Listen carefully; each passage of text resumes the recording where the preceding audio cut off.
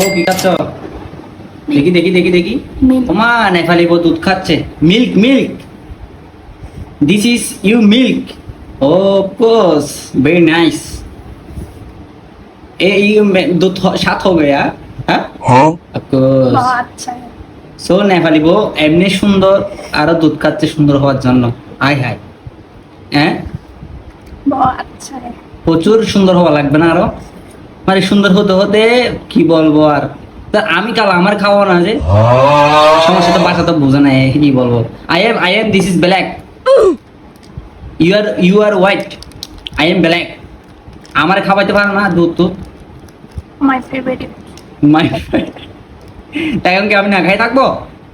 এগুলো আবার কি খাচ্ছ?